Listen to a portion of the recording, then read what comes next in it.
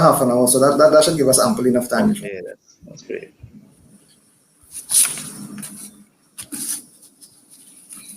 So basically, you'll be in the background, and then when I finish, then you'll come and make your closing remarks. I'm just gonna introduce you briefly and give it to you. Okay. And then you take it over, and then after that, that's it. Yeah. Okay.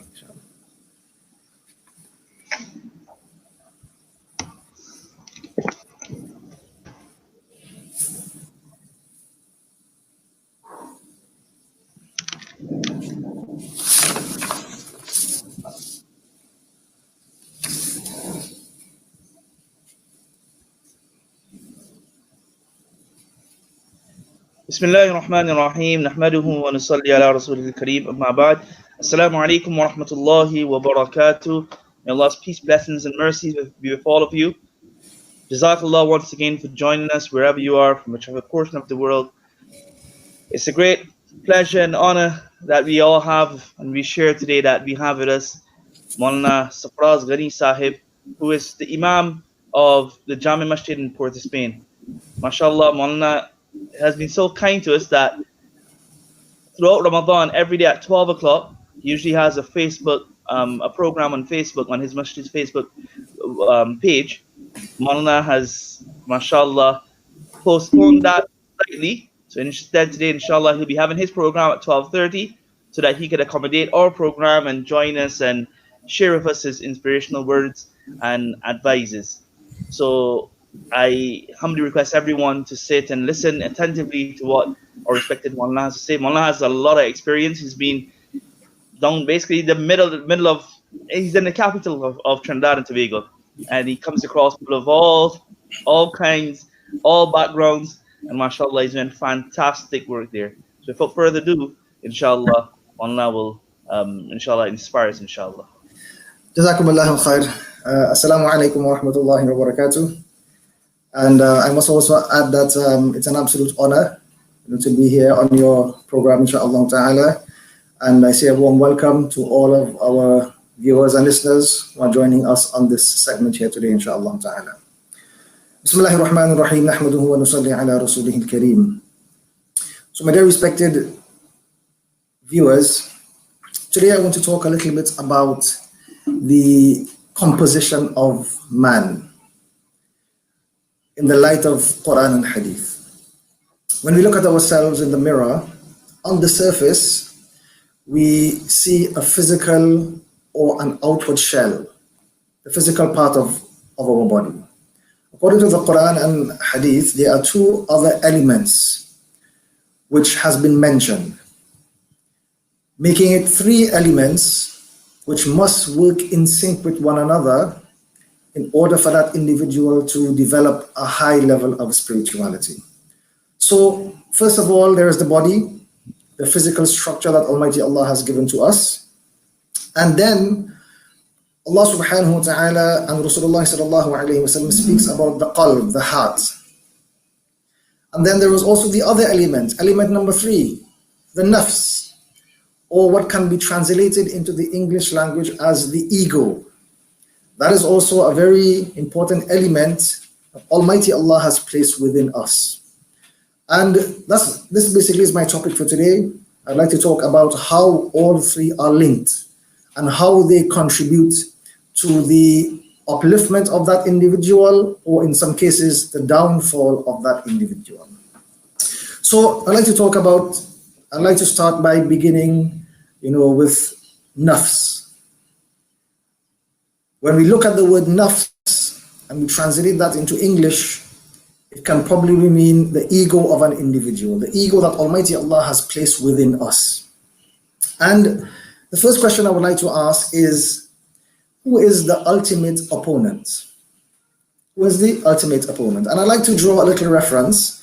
If we look in the field of sports and we look at any team, whether it's a football team, a cricket team, or any individual who is vying in the field of sports, in order for him to become successful over his opponent, there are two very important things that he must do.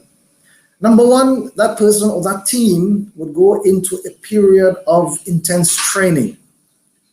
And then number two, he tries his very best to acquire adequate knowledge of the skills, the moves, the tactics, and the strategies of the opponent.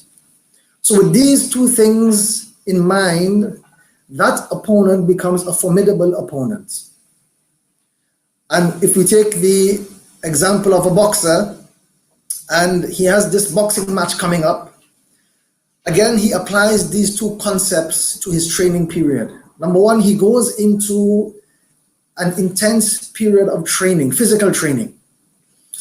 Thereafter, he then goes and he looks at video footage or recordings of the opponent he is about to face, so that he can focus on the weaknesses of that opponent. He can look at areas that he can use as loopholes to get the upper hand over him. And with these two things in mind, he's able to overcome his opponent.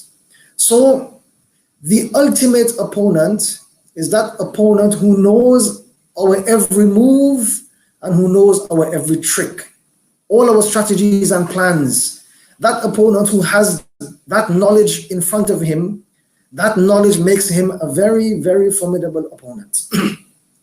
So here it is, within the structure of mankind, Almighty Allah has created what is known as the nafs, the ego, within the bosoms of mankind. And that ego knows our every move, knows our every trick, our every strategy, making it now a very formidable opponent. And that struggle, that battle within, it is a very real struggle, and is a battle that must take place in order for that ego to develop good traits and to develop a link with Almighty Allah subhanahu wa ta'ala. So if we understand that that element which is placed within us is a very powerful element, and it could either contribute to our upliftment or it can contribute to our downfall. If our ego becomes inflated, then the inflation of our ego contributes to our downfall. If we are successful and we are able to keep the ego deflated, then that automatically brings us closer to Almighty Allah. Today we are living in an era where it is very, very easy for our ego to become inflated. And there was the example of this one person who came from a very humble background. He came from a background of simplicity, a background of poverty. But then he started his business, and Almighty Allah blessed him with so much wealth. Eventually he became wealthy. Eventually he became a very known figure in the community. But then, his ego became inflated, which eventually brought about his downfall in the community. And then there was the other person. Even though Almighty Allah might have blessed him with wealth, even though Almighty Allah might have blessed him with status and rank, he had an eye on his ego, and he was able to keep his ego deflated. That person, he was able to link with Almighty Allah. Not only that, but he was able to use his wealth, he was able to use his status, his rank, to assist the deen of Almighty Allah and for the service of the deen of Almighty Allah. And in doing so, he was able to create such a very close link with Almighty Allah that brought about his upliftment in this life as well as in the life of the hereafter. So the nafs, one very pious sheikh, he mentioned that the nafs is like a child. And he gave the example that when a child comes into the world, initially the child begins to suckle from the milk of the mother. And the child becomes so accustomed to the milk of the mother that when the time comes for the mother to wean the child off of that milk and begin to direct his attention to solid foods, it is a bit of a transition period. And at that moment, the child begins to rebel. Why? Because the child is now inclined to the milk of the mother. And it has grown accustomed to the milk of the mother. It loves the milk of the mother. So to break the habit of that child and to direct it to solid foods, it is a little bit of a challenge. Some children go through it very easily. Some children find it difficult transitioning from the milk of the mother to solid foods. But the mother knows that if I do not put the pressure on the child, even though it might be a difficult thing for the child to handle, if I do not do that, then the child would grow up and would grow up on the love of the milk of the mother. So it is a necessary sacrifice that the mother makes to ensure that the child successfully weans off of the milk of the mother and successfully begins to find nourishment in solid foods. Similarly, the nafs. The nafs is naturally inclined to the disobedience of Almighty Allah. And the transition period in getting our nafs weaned off of the disobedience of Almighty Allah and then getting it channeled to the correct sustenance, getting it challenged to the correct nourishment, which is the obedience of Almighty Allah. It is a little bit of a weaning process, and the nafs begins to rebel. When we begin to put pressure on our nafs, and we begin to suppress our nafs, and we begin to cut off the loopholes and all of the windows to disobedience of Almighty Allah, the nafs begin to rebel within us.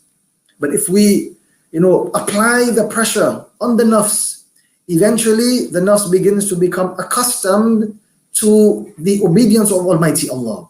And that resistance we must build from within.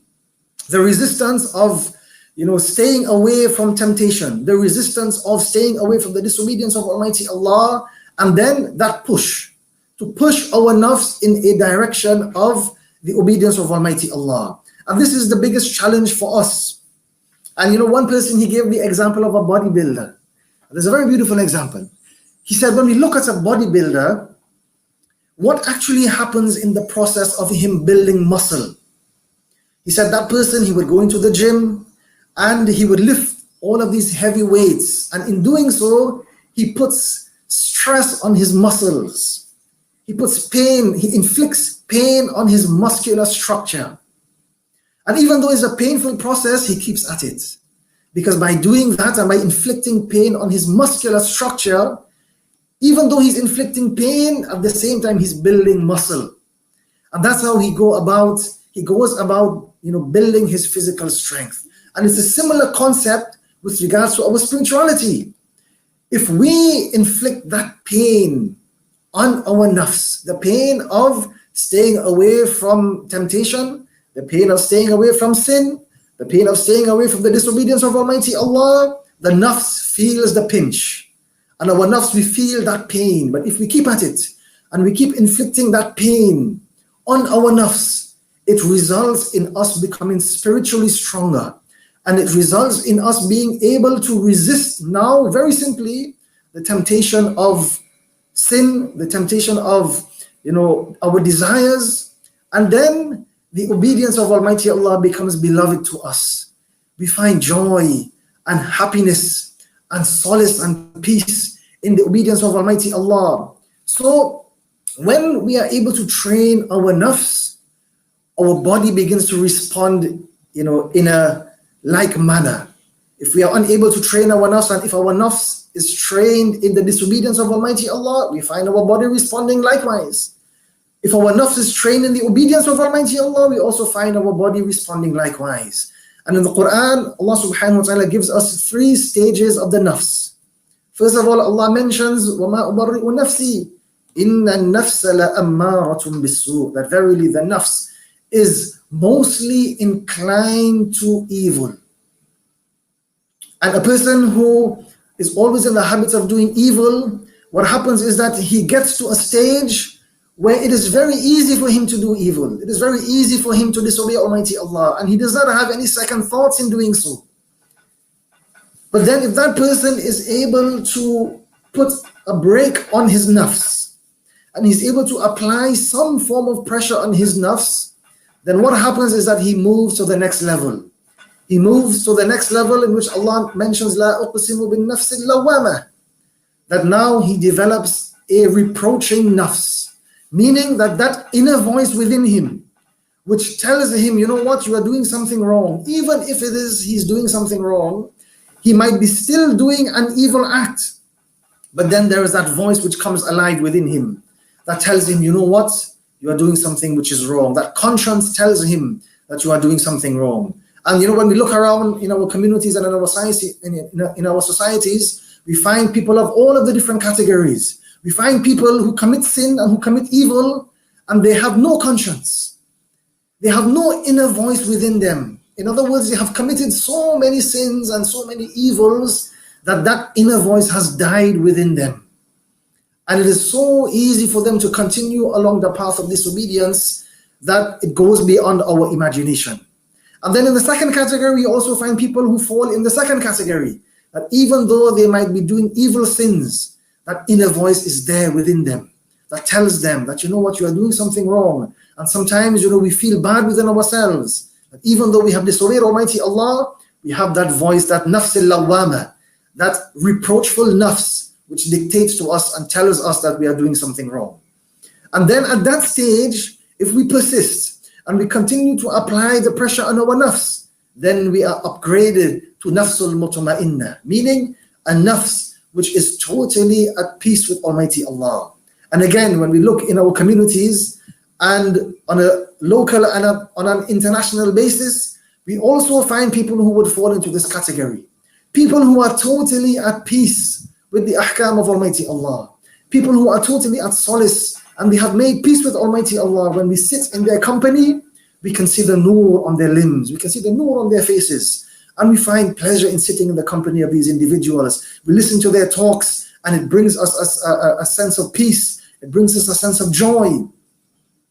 But then, if we sit in the company of the evil people, automatically we see a type of darkness on their face, and we can get an evil vibe coming from them. So that effort has to be there. The effort to push our nafs away from the disobedience of Almighty Allah and towards the obedience of Almighty Allah, so that it can become apparent on our limbs. And this is a struggle that we have to make. Secondly, I would like to talk a little bit about the heart.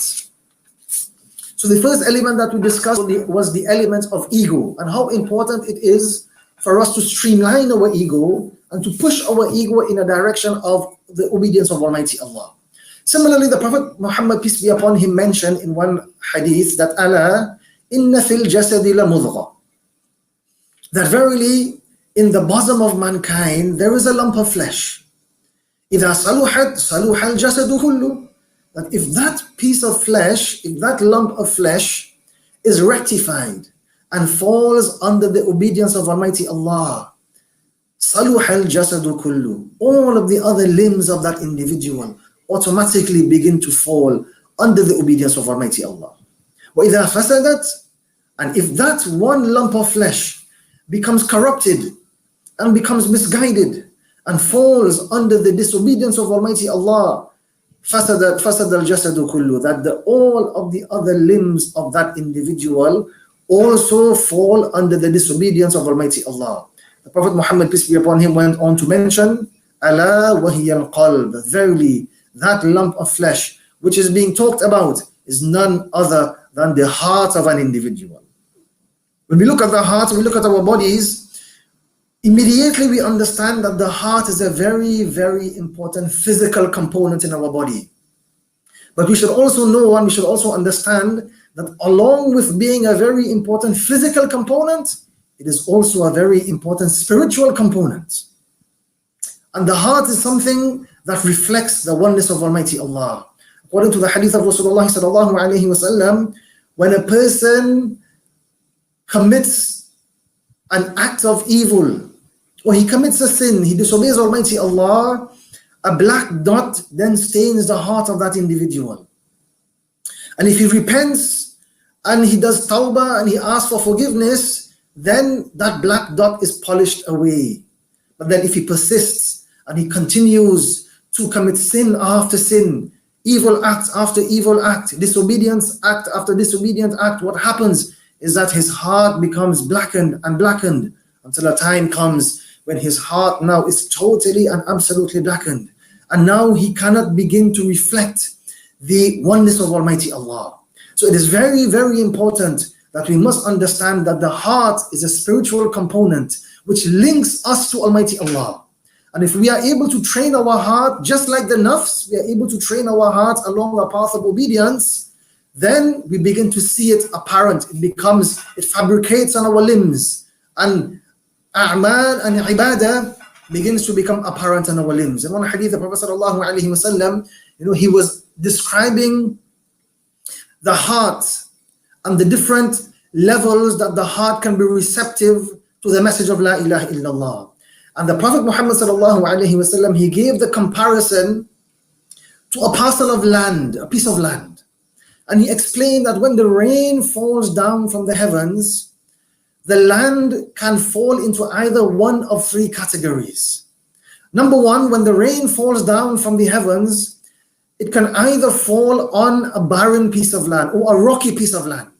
Such a piece of land that does not have the capability or the ability to derive benefit itself from that water, nor does it have the ability to store that water so that any other being, whether be it human being or animal, can derive benefit from the water. So a rocky piece of land, a barren piece of land, that when the rain falls, the water runs off, and that land does not benefit, nor can it store the water for anyone else to benefit. That's the first category.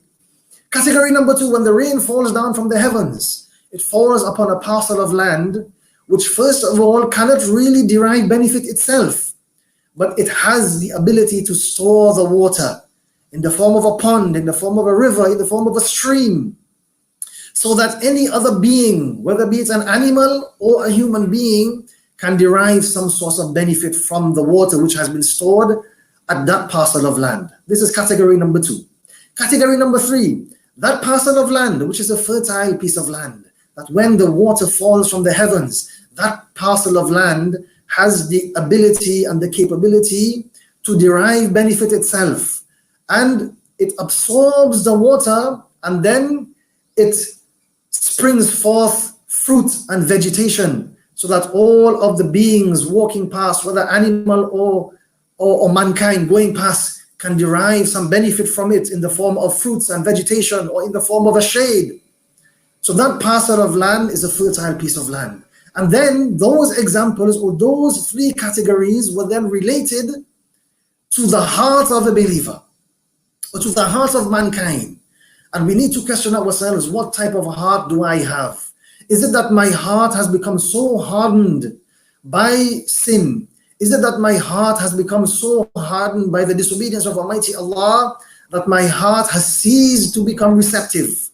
That when we hear the verses of Al-Quran, when we hear the words of Ahadith, our heart has become so blocked off that the description has been given about those individuals in the Quran, Summun bukmun umyun fahum la yarji'un fahum la ya'qilun, that we have become blind, deaf and dumb, and it is as though we do not even understand what is being said to us. Is it that this is the quality of my heart, this is the reception level of my heart, or the absorbency level of my heart?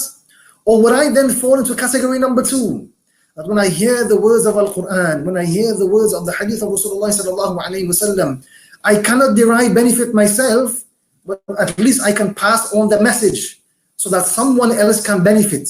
Do I fall into that category? Or do I fall into the third category of the fertile piece of land? That when I hear the words of Al-Quran, when I hear the words of a hadith of Rasulullah sallallahu alaihi wasallam, I'm able to absorb it, and I'm able to derive a maximum benefit for myself first of all. And then I am able to use that as a means to benefit many. What type of category do I find myself falling into? This is a question that we must ask ourselves. And in the month of Ramadan, Allah subhanahu wa ta'ala has given this as an opportunity to us, that we can recognize Almighty Allah, and we can make that effort in our hearts, that we become so receptive, that we are able to feel that emotions within us. Allah subhanahu wa ta'ala mentions in one verse of the Quran, that تَقْشَعِرُّ مِنْهُ جُلُودُ الَّذِينَ يَخْشَوْنَ رَبَّهُمْ ثُمَّ تَلِينُ جُلُودُهُمْ وَقُلُوبُهُمْ إِلَى ذِكْرِ اللَّهِ. That those individuals who have connected their hearts with Almighty Allah, and their hearts have become so absorbent, and their hearts have become so receptive to the message of La ilaha illallah, so receptive to the verses of Al-Quran, so receptive to the words of Ahadith, that when they hear the words of Al-Quran and the words of Ahadith, تَقْشَعِرُّ مِنْهُ جُلُودُ الَّذِينَ يَخْشَوْنَ رَبَّهُم, those people who fear Almighty Allah, their hairs begin to stand on end. ثُمَّ تَلِينُ جُلُودُهُمْ وَقُلُوبُهُمْ إِلَى ذِكْرِ اللَّهِ, and their hearts and their skins are softened towards the remembrance of Almighty Allah. They feel that emotion within them. They're reciting the Quran and they feel that emotion, they can feel the message, and the tears begin to flow from their eyes. They listen to the words of Ahadith and they can feel that emotion from within, and they are moved from the core, and their hearts are automatically connected to Almighty Allah. So if we are able to channel our hearts just like the nafs, we are able to suppress it and to safeguard it from evil, and we build that connection with Almighty Allah, automatically we begin to see the fruits becoming apparent in our limbs. We begin to see, our limbs, becoming inclined to the ibadah of Almighty Allah. We begin to see our limbs becoming inclined to the worship of Almighty Allah. And in doing so, we begin to move up the rank of spirituality. In doing so, we begin to come closer to Almighty Allah. And Allah subhanahu wa ta'ala elevates us till a time comes when not only have we benefited ourselves, but Almighty Allah also uses us as a beacon of light for our family members, for our communities, for our country, and for the people at large globally. Allah subhanahu wa ta'ala accepts us for the efforts of deen. So that effort has to be made from within. And if it is, we are successfully able to head into that direction, Allah subhanahu wa ta'ala will open doors for us. And we should understand that the world that we are living in is only short-lived. That effort has to start from today. Let us make that intention that this Ramadan, I am going to make that effort to train my nafs and to train my heart along a path of obedience, because I have no guarantee for tomorrow. Allah mentions in the Quran, وَمَا تَدْرِي نَفْسٌ مَاذَا تَكْسِبُ غَدًا, that no person, no nafs, no individual, he has guarantee for what is going to come for tomorrow, what he's going to earn tomorrow, what is going to come his way. If he's going to be alive tomorrow, no one has the guarantee for that. And if we can think to ourselves that, maybe this is my last Ramadan, then this gives us the extra motivation, this gives us the extra push. There was this one sheikh, this one very pious person, he was very devoted in his salah. So one of his students asked him, "Oh my sheikh, how do you do it? How are you able to develop such a very high sense of devotion?" So he said to him, "I use a very simple tactic." He says that when I stand in my salah, first of all, I visualize that I'm standing directly in front of Almighty Allah, number one. Number two, I visualize that this is my very last 2 rakats that I'm performing in my entire life. I perform these 2 rakats of salah as though they are the last 2 rakats that I'm going to perform. And he says, this gives me the motivation to perform it with a very high level of devotion. And that is a very interesting concept. If we were to think that this is the last anything for us, if the doctor said, listen, tomorrow is going to be your last day upon the face of the earth, we cannot give you guarantee for anything beyond that. Just imagine how we would do everything that we do. When we meet our family members for the last time, how emotional that meeting would be. If we are going to drink for the last time, we would like to ensure that we drink the very best. If we are eating for the last time, we would like to ensure that we are eating from the very best. So that concept of it being our last anything is a very deep concept.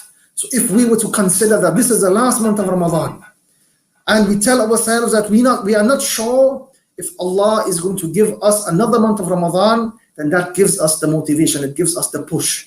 Because this world that we are living in only comes to an end eventually. And then we have to stand in front of Almighty Allah and give an account. And Allah subhanahu of Alexander the Great. We have all heard the name before. He was a great explorer, a great conqueror of his time. And over a period of time, he developed a very large amount of wealth. So on his very last expedition, he became very ill. And he said to his next in command, he said, "You know what, it does not seem as though I'm going to make it, out of this expedition. I'm not going to make it back home." So he said, "When I die, I'm asking for 3 wishes. Please adhere to these 3 wishes." So his next in command said, "Oh, our leader, by all means, whatever is your desire, we would ensure that we fulfill your dying wishes. So then Alexander the Great, lying on his deathbed, he said, my wish number one is that when I die, all of the wealth that I have accumulated, all of the gold and the rubies and the gems, you take it and you make a pathway from my deathbed to my grave. He said, my wish number two, he said, when I die, do not allow anyone but the physicians, do not allow anyone but the doctors to handle my body. Wish number three, he said, when I die and you place me in the coffin, allow my hands to dangle outside of the coffin. These are my three wishes. So his next in command, he said, oh our Shaykh, oh our leader, by all means, we will fulfill your dying request, but please do explain to us the hikmat and the wisdom behind your very, strange requests. So then he went on to explain. He said, these three requests, I want to send a very, very important message to all of mankind. He said, request number one, when I asked you to make a pathway using all of the gems and the rubies that I accumulated in my life, from my deathbed to my grave, he said, I want to send a message to all of mankind that the riches of this world can only benefit us in this life until the grave. It cannot benefit us beyond the grave. It cannot benefit us in the grave. And even if we were to take with us the riches of this world in our grave with us, it cannot bring us any sort of solace or any sort of peace or any sort of benefit in the grave. He said, request number two, I asked that only the doctors should be allowed to handle and to touch my body. He said, again, I wanted to send a very powerful message to all of mankind. And the message is that when Allah decides death upon anyone, not even the greatest physicians in the world, not even the greatest doctors in the world have the capability and the ability to stop death. When Allah sends death upon a person, إِذَا جَاءَ أَجَلُهُمْ لَا يَسْتَأْخِرُونَ سَاعَةً وَلَا يَسْتَقْدِمُونَ. And that moment arrives. It cannot be postponed for 1 second, nor can it be brought forth for a second. That moment has been decreed by Almighty Allah. So that is the message I wanted to send to all of mankind. Request number three, when I request you to leave my hands dangling out of the coffin, again, I wanted to send a powerful message to all of mankind. And that message was that I wanted all of mankind to see, I wanted all of mankind to know that Alexander the Great, he came into this world empty-handed, and today, after all of his conquests and after all of his accumulation of wealth, today he's also leaving this world empty-handed. A very powerful message, and that brings us to reality. Regardless of what we do in this world, what matters is our connection to Almighty Allah. What matters is if we were able to successfully link our hearts and link our egos to Almighty Allah, which can positively result in us becoming spiritual beings upon the face of the earth. If not, my dear listeners, what happens is that the shaitan gets the better of us, and he misguides us, and he begins to whisper into our hearts evil thoughts. According to the description of the hadith, the shaitan, he sits behind the collarbone of mankind, and he waits for when the heart is negligent, and then he begins to inject poisonous thoughts, evil thoughts, and he begins to influence that individual, and that person begins to come away from the obedience of Almighty Allah, and he begins to walk down the path of the disobedience of Almighty Allah. So may Allah subhanahu wa ta'ala protect us from the evil grips of our hearts, from the evil grips of the shaitan, and from the evil grips of our nafs. May Almighty Allah give us the realization that this month of Ramadan is an opportunity for us to utilize to bring ourselves closer to Him. May He give us that understanding that we're able to look at this month of Ramadan as though it is our last month of Ramadan. And may that be the motivation, the motivational factor in this month of Ramadan to push us forward. And may Allah subhanahu wa ta'ala bless us in the month of Ramadan. May Allah subhanahu wa ta'ala make this month of Ramadan a very blessed one for all of us.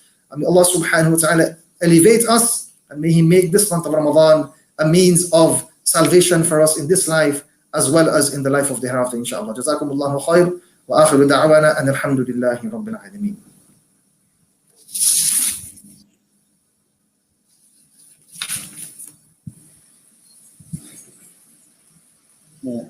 Assalamu'alaikum warahmatullahi. Jazakallah to our respected Maulana for It's very inspirational advices, and may Allah Ta'ala allow us to practice upon it. MashaAllah, it's very, very important that we also pay attention to that spiritual aspect of our lives. It is not the same way as Maulana has been mentioning. We try to beautify ourselves, try to make ourselves look good, but the heart, that is the vessel that will drive everything. That is the engine. So it is important for us that we pay special attention to this. So inshallah, next week as well, same time inshallah, 11:30, we will gather and we will inshallah hear the words of wisdom from one of our honorable speakers. Just a reminder that the last 10 nights of Ramadan, which is what we call the most important and the peak time for the blessed month, starts on Thursday. The Thursday night is the 21st night of Ramadan, and that is now when the real, the time to cash in, the time to rake in from the bounties of Allah will begin. So Thursday night is the 21st. So let us now start motivating ourselves and getting ourselves ready for that time. Too often we think that the 27th of Ramadan is Laylatul Qadr. So we say, okay, we're going to wait for Laylatul Qadr and to do ibadah. Laylatul 27th night of Ramadan will be the Wednesday after. But as we learn from the hadith, in any of the last 10 nights of Ramadan, Laylatul Qadr can take place. And then some other hadiths have taught us that from those 10 nights, the odd nights, there's a greater probability. So we just can't say, we're going to just sit and wait until the 27th and do ibadah. Yes, even if you're only going to do ibadah and video on that night, fine, no problem. But let us start, getting ourselves, building up ourselves for this, what we call the final games of the season. The last 10 nights, the last 10 nights that we have, and the 10 days that we have to gain from this blessed month. And as we remain in lockdown, mashallah, it's even easier. We don't have to go out and mix with anyone, and the effects, they will inshallah be rubbing off on us, so we can easily motivate ourselves and have a good focus and try to worship Allah subhanahu wa ta'ala as best as possible. So Jazakallah once again to our respected Maulana Saffraz Sahib, and really, really appreciate Maulana your coming and joining us here. Jazakallah. Jazakallah, it was an absolute pleasure on my part being here. May Allah subhanahu wa ta'ala, accept. May Allah subhanahu wa ta'ala bless all of your viewers, inshallah. And may Allah subhanahu wa ta'ala bless. Jazakallah Khayr. Ameen. Subhanallah bihamdihi, subhanakallahumma bihamdik, wa nashhadu an la ilaha illa anta, wa nastaghfiruka wa natubu ilayk. Just a reminder, inshallah, we have our daily ta'aleem at 1:15 we have our daily ta'aleem, and inshallah tonight we continue the seerah, which is at 9 o'clock. Inshallah at 9 o'clock, as usual, the seerah will continue tonight, especially inshallah. Tonight will be the 17th of Ramadan. So I'm just going to break from the sequence that we've been doing and just take us back to the Battle of Badr. The Battle of Badr took place on the 17th of Ramadan and is one of the great incidents in our Islamic history. So for tonight only, inshallah, we'll just have a gain from the Battle of Badr. So please join us tonight as well. And Maulana Saffraz, you can go on to, what was your Facebook page, Maulana? The mosque Facebook page. Which page is it? So Jama Masjid POS, Port of Spain. Right. Yeah, JAMA Masjid MASJID POS, Port of Spain. POS. MashaAllah, great. So Maulana's been having all over on a daily basis, and even has a pre-iftar program as well, also a recitation program. So you can also check out Maulana's pages and benefit. Jazakallah. Subhanallah bihamdi, subhanakallahumma bihamdik, wa nashhadu an la ilaha illa anta, wa nastaghfiruka wa natubu ilayk. Subhana rabbika rabbil izzati amma yasifun. Salamun al mursalin, walhamdulillahi rabbil alamin.